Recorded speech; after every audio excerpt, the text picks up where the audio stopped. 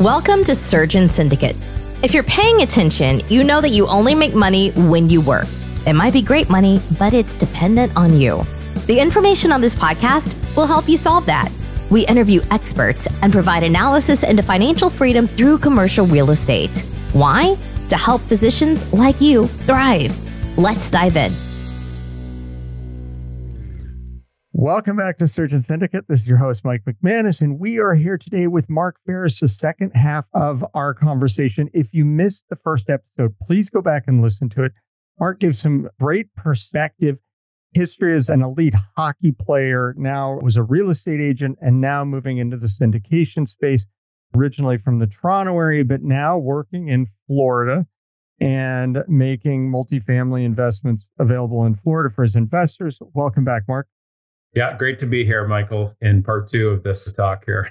So we were talking about, mindset, and you said, two books you mentioned. The last one was Robert Kiyosaki and Rich Dad Poor Dad and Napoleon Hill, Think and Grow Rich. And you said something about your top three. What was the third book out of that series? So I'm a Christian, so I think the Bible for me is up there from, I think there's a lot of business principles actually in that as well. For me, when it comes down to, it really depends what you're going after. When it comes down to, business books, goal books, if you told me kind of an area to, what would be my favorite, I'd probably quote kind of the three if we're starting to get into the different niches there. Okay. I would say How to Win Friends and Influence People would be another great relational book there that I think everybody should read by Dale Carnegie.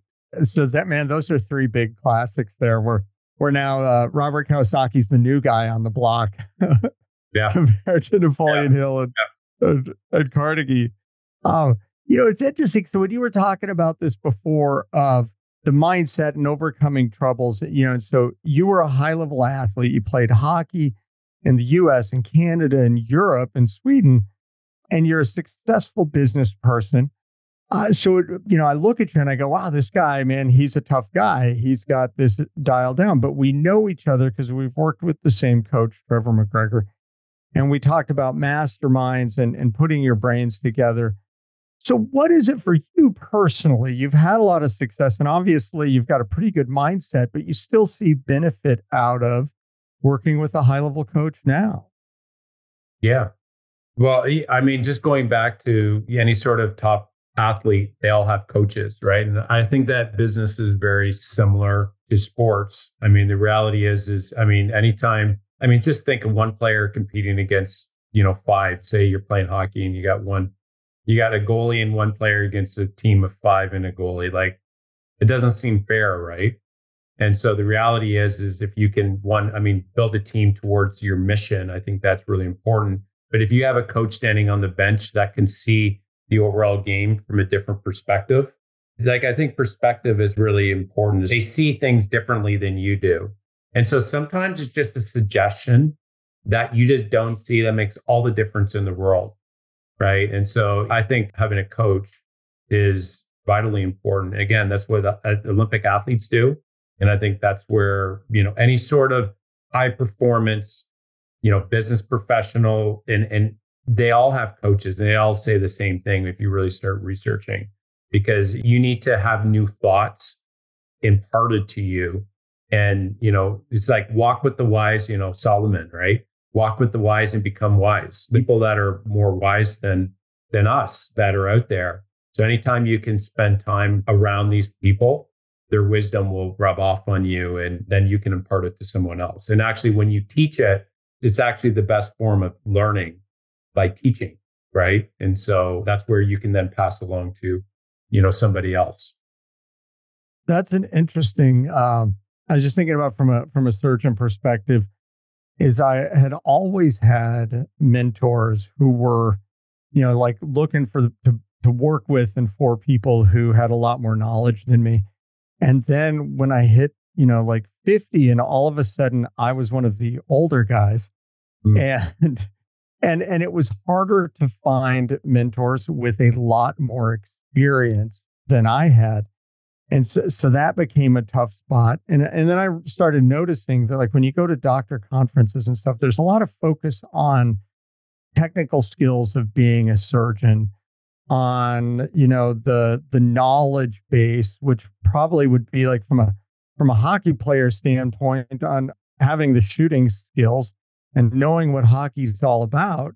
But there's a gap there in having the coach that continues to teach you how to play as a team, how to put that team together, how to see the things you're missing while you're out there. I think there's a gap there in our profession that misses that. Yeah. And to call you, I mean, I don't like to call you on your both, Yeah. Yeah. Right. The back half of that word, right? So I don't know if you're going to blank that out, but it's the bullshit really is because sometimes we create these statements or lies. And sometimes so my wife is the best for this. She'll tell me straight, Mark, you're totally off. Like basically smarten up because you're totally out to lunch on what you just said there. I was like, yeah, you're right. Right. And so that's where it's so good having somebody that can call you out on when you're, you're not focused or you're giving excuses. And man, it's so powerful having that. And that's what I mean. A coach, for example, a good coach will do that. And actually it's interesting. I found the best leaders out there. They have, 3 common traits. And so coaches would actually have this as well. Number one is they need to be respected, as in like a little bit of like awe and wonder, maybe not awe and wonder, but highly respected, right? They're not going to walk all over them, right? The second thing is candor, like the ability to have crucial conversations, right? And then the third is what pulls it all together is the EQ skills, right? The ability to build relationships and rapport, which allows the second, the ability to have crucial conversations, to know they know that they're coming from a place of love, of like caring for them, not from a place of, beating them up. And so if you could find a coach that has all 3 of those, and they're not worried about, maybe ruffling some feathers for the sake of your growth, I think that's a really good hire. That's awesome. And being, I mean, it's almost like that, they're willing to ruffle your feathers and call you out. Yeah. And coming from a place of like, yeah, you know what, you're right. Like, and you may not agree with it, but for me, that's where, as we started growing our companies, like you want people to tell you the truth and you don't want like, yes, people. Oh, yes. That is like, that's where you get into trouble when you have a bunch of yes people around you. It's like, you want somebody to be able to call you out and to say, you know what, this is what I think. Here are my thoughts on this. And, here's why. You don't have to come out and say you're wrong, and be like, that blatant about it. But you can say like, here are my thoughts. And if it's different. And that's why I think, from a team standpoint, I know we're talking about coaching here, but you want to be able to surround people that will disagree. And then you need to have the humility enough to maybe you are wrong. And because where I found people that get in the most trouble is when they always think they're right and they couldn't even fathom the idea of them being wrong. And so their cup is filled and they're not willing to learn more. And that's a real shame. Because you can learn something from anyone. A homeless person, you can learn a lesson from them. I think if you're going along the way and you're looking for those like little nuggets, you become, curiosity is it's like the beginning of wisdom is to get wisdom, but you got to be open to it. That's interesting when you're talking about having people who will tell you no, because one of my frustrations in the healthcare industry is it seems like hospitals get like a gold standard model. And so everybody's looking at this one model and then they're hiring consultants and the consultants are all saying the same thing. And it becomes this race down a racetrack, but nobody wants to look. But if you look outside of the racetrack, that stuff is, oh no, that's bad. We've already found the best model and everything gets so caught up without stopping to say you're wrong. And maybe that's if you're hiring, if you build a whole team that everybody just keeps telling you the same story and you don't have that divergent view. So you've built a big organization. What are some of the things when you're hiring to make sure that you have the dissenting voices or at least the willing to, look at it a different way and call you out if they disagree within your organization?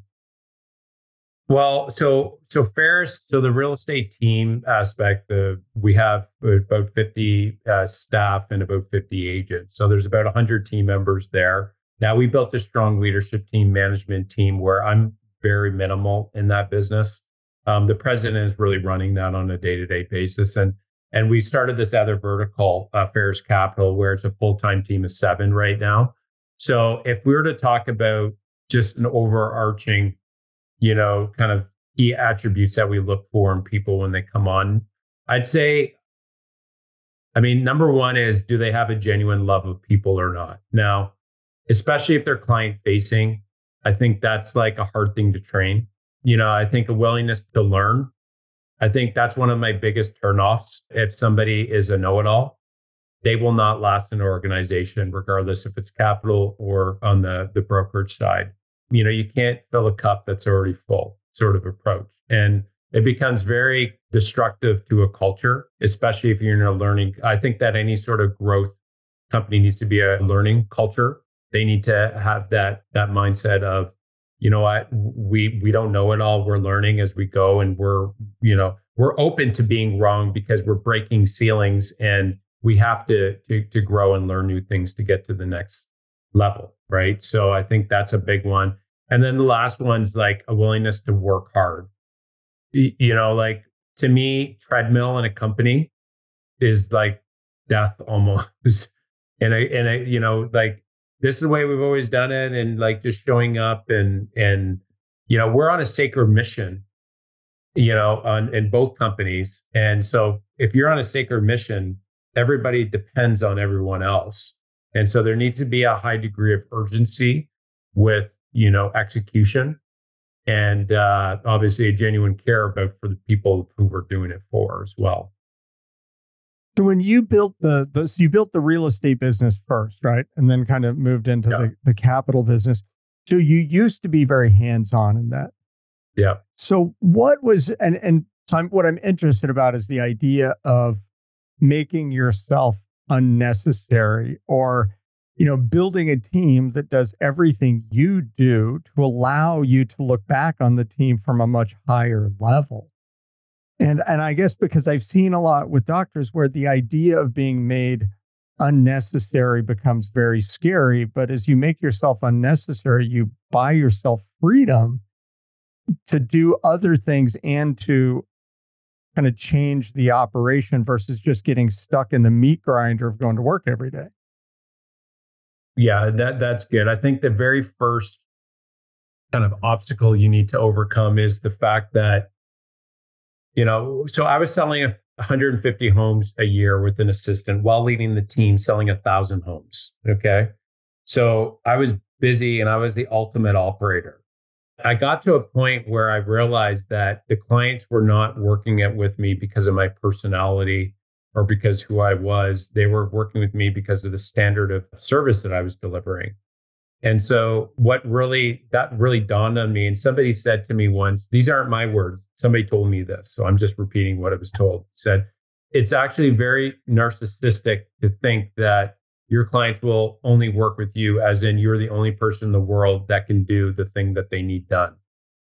And I'm like, that's really good, because they're actually committed to my standard of service. So if that's the case and my standard is high, then I need to really figure out what it is I'm doing and to be able to document it, create presentations and scripting, and to be able to tie together a very strong training program to be able to onboard agents with the right mindset, genuine love of people, willing to work hard and listen, right? And learn and train them, role play with them until they know it as good as I do. And then they can go out and do just as good as I did. And when I really figured that out, we started to grow. And so that was a big one, overcoming that mindset of it's got to be me, and then breaking it down to what do you do, and then training it. And then from there, I'll let you comment on that before I go to the next step on that, if there's anything you wanted to say there. No, that was good. You kind of took what you did as a person and you made it replicable and trained other people to do it, which then allowed more people to be doing that work at that quality. That's right. And so there's really three things that any company needs to really get right for it to scale. And the first one is like a proper marketing function. So lead gen, lead conversion. You need to have people coming in the door and you got to be able to know how to convert it. And the second one is like a scalable infrastructure. So like the presentations, the training, what I just went over with you, the right CRM, the systems and processes so that you have proper throughput so you can get enough clients through the door and they're not getting stuck with, you didn't process the order properly, for example. And the last one is like the most powerful one of the three that I found when I got it right was developing leadership and leadership within an organization. So I read this book, Jim Collins, Good to Great. He talked about building a strong leadership team. So we did that. We built a strong leadership team. That's kind of like the think tank for the company. And then we built strong frontline managers, frontline managers that could actually make strong decisions on the front lines where they didn't have to bring it up to me or the leadership team, every day, or they can't make these decisions. And so the stronger those frontline managers are that are there on a day-to-day basis that can make decisions, the more pressure is removed off the leadership team, which then allows them to make higher level strategic decisions. And so if you can do that and you can get enough leaders, you can grow as an organization as large as you want. So if somebody has the fear that, like they've got this thing and it's grown because it's kind of been their baby, of letting go of it. I think I've seen that a lot. Like this is my thing and I can't let go of it and let somebody else run it because they might change it. How do you address that? Or how did you go about thinking about that as you started hiring? So you went from being you selling houses to having other people and training them. And now you're going to hire leaders to pass some of that oversight off. What went on in that process, I guess, as far as deciding you needed other leaders and how you then let go of things and let them lead? Yeah. So I'll just start by saying, sometimes we get caught up that we got to do more and, conquer more lands. And for some of the listeners out there, I think the right thing to do is keep doing what they're doing because they have a great work-life balance. They're happy and, they're really happy with working with the number of clients that they want. And so that's option one. And so option two is I'm overwhelmed, I'm stressed, I'm working like crazy, and I'm stuck. And that becomes a different place because you can do one of two things. You can cut back on the amount of people you're working with, which is option one. Or in my case, what I did was I was working with so many people. I didn't have enough hours in the day. I had to hire somebody, right? And so that's where the next step then is, and probably the right step is to find out everything you're doing, write it down, and delegate the bottom 50% of what you're doing, the least valuable activities, to more of an administrative person. And so you're doing all of the skillful, higher priority items, and you're delegating that bottom half. And you can get very effective and productive by having like a number of assistants where you're the one working with all the clients. And that's a very efficient model. And so for some people, that's fine. It's for the group that wants to keep growing and developing. And that's when they really got to take that next step of hiring somebody to do the full role that they're doing from start to finish. And that's a bigger leap of faith than, say, hiring, assistants. Wow, that's great. I was just, as you were talking about where you had too many people and too much stuff and not enough hours in the day, that reminds me a lot of how a lot of doctors feel, that there's no lack of business. There's people coming in. And as America ages, that just keeps going.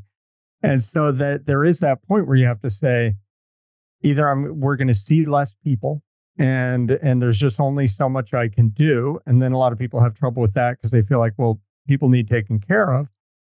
Or if you're going to bring more people through, you have to change the way you look at it. And I love that, looking at the bottom 50% and kind of going, okay, what am I doing now that I don't have to do for what makes me, your secret sauce for whatever it is that you do. If it's being a urologist, that what goes on every day that a urologist doesn't have to do. And it's amazing how much we can think we have to do, that the whole thing's going to fall apart if I don't do it. And when you really stop and look at it, how many of those things you can hand off. And sometimes the people you hand it off to do it even better because it's kind of their best and highest use of their time. So they're thrilled about it. This is this amazing new opportunity. And to me, at least, it was part of my grind. And all of a sudden you hand off your grind and you feel like you're just pushing off junk on people. And then they come and they're like, thank you for letting me do this. This is so awesome. This is so cool. And I remember the first time I went through that and I was like, oh, you like my junk work that drove me crazy. I don't know. It's like, there's stuff that everybody in the world is different. And I think that almost everything that needs to get done, somebody out there will enjoy it. And what you hate, they may love. Yeah, you nailed it. There's wisdom in what you just said there. And I think if you can get a good administrative person that you work with, that will change your life. So somebody really good, it'll change your life. That's probably the biggest significant win that I saw in all the hiring was that very first hire. If you can find somebody that has done what you want them to do, ideally that first hire, because you're so stressed and busy, you don't have time to train them. Don't try and train them. Find somebody that has done that job before, and they will come in and your life will completely change. And really don't look at it as a 1-year investment. Look at it as a 3-month investment, because if you don't see value after 3 months, I would say it's probably not a right fit. The right person, you'll see value in the first 3 months for 100%. And the really right person, you see value in like the first day. Yeah. and then you go home and you go, please let them be that good tomorrow. Yeah. No doubt. and a week later, you're like, how did we ever live without this person? Yeah. All right. So I'm just going to go back to real estate now and things that you think that you want doctors to know about real estate or about what you do that you think is a golden nugget for them. Yeah. I mean, to me, I think, the reality is you can do this investment. First off, just look at, real estate's made 90% of millionaires, right? I think if we can all agree that real estate is probably a really great place to invest. So then the next question is, do you do it actively or do you do it with, a partner? I'm not even a big fan of passively, that word, because all the investors are all active, right? We all want to be pursuing things, and passive is almost like a disgusting word in a way, I think, for some people. And so this is really, it's a further form of leverage when you're working with somebody like, Michael, let's say yourself, or, what we're doing. So I would look at, if you're looking to do more of an active approach, factor in when you're looking at your returns, make sure you're factoring in how much you're worth per hour, and factor that in on how many hours. So you put 100 hours into a deal. That if you're $1,000 an hour, that's a lot of money, right? And so the reality is you need to factor that into your returns when you're comparing to, what we could deliver, or what Michael could deliver here. And so, I think that's a really important part, is working with an experienced operator that does this every day is another form of leverage, just like hiring somebody. And so to me, the biggest downfall is if you don't invest in real estate, you say you're going to do it, but then you don't take that step and that forward in that action, and you don't invest that money. And, it sits there and it's losing every day based on inflation, and you don't get into the market. So I think that's something to really consider if you're looking to, invest in real estate. Kind of another thought. That's awesome. And here you listed your superpower, and maybe we kind of already went through this, is creating a strong vision and assembling the right team to make it happen. We didn't talk a lot about vision. So tell me a little bit about your perspective on having that strong vision and what that means to the whole operation. Yeah. So here's the thing. I mean, the reality is I'm more of a visionary. My partner, John McCarowitz, so he's more of an integrator. So operations, he's phenomenal. Um, but one of the things that I found for me there's a strength is creating like this vision of where we're going as a company and making it very clear to everyone, okay, this is where we want to go together. It's like this whole idea of this, if the people lack vision, they perish. Like you can work really hard but you really need to have like a future goal of where you're going to. And so I think, there's the different forms of this. There's like the 10-year BHAG or big, hairy, audacious goal, which is like, it's so big that it almost seems impossible, but it's far enough down the road that, it's something that's like your North Star. But then if you backtrack from that, if you go 3 years out, that's a really good place to be able to set a strong vision. And so Cameron Herold wrote this book, Vivid Vision, and he talks about writing. It's a short read. It's like a 2-hour read of writing out like a 2 to 3 page document of what does your 3-year life look like in 3 years. And so for us, we created for business, we created this multi-page document of this is what we want the company to look like in 3 years. And so you can even do that on a personal side with yourself and your spouse. Here's what we want our personal life to look like in 3 years. But when you set a strong vision like that and everybody knows where they're going, I mean, the reality is that, A players, they want to know if they're working with you, they want to know what their purpose is. They want autonomy, but mastery as well. And purpose, vision is a big part of that. Here's where we're going as a company. And then that's your job to constantly be reminding people, here's where we're going. Here's where we're going. Right. And people love that when they know why they're coming into work, and, clients know what you stand for as well. So I think that vision is a part of the leader that I realize is more and more important as one of the top things to do as kind of got more season in business. That was great. You just gave me a pearl there that I was like, wait, because I've thought about a lot of that from a business standpoint. But I had this conversation with my wife just the other day. It was like, like our kid, we're about to be empty nesters. And this discussion of, we got married right at the end of medical school, and then we had kids and residency, and there's been a lot of chaos. And we're like, man, it's always felt like there was just this chaos. We never had a 3-year plan, a 5-year plan to be like, I'm going to go do this tonight. I'm going to sit down and go, what's our vision for 3 years? And 3 years from now, what do we want life to look like? And let's have a plan so that now we're trying to build this vision. So thank you. That was awesome. Doing it for your life and with your wife. Yeah, no, it's a fun exercise to do that with. And, it gives you a little bit more kind of focus and it helps you with your daily decisions as well. Like, is this going to, help me go towards that vision or away from it? That's great. I was at a conference last summer, and the keynote speaker was Mark King, who's the retiring CEO of Taco Bell and was kind of the guy who rebuilt Adidas. And he was talking about vision and having a vision statement. He said, a lot of people, they build these complex vision statements that you couldn't, to go back through the whole thing. And they got lots of fancy words and all this to it. He said to him, that vision and that vision statement should be something that any employee at any level, if they have a question about what they should do, A or B, they can go to the vision statement and say, does A or B lead us towards the vision for our company? And I was like, wow, that's pretty cool.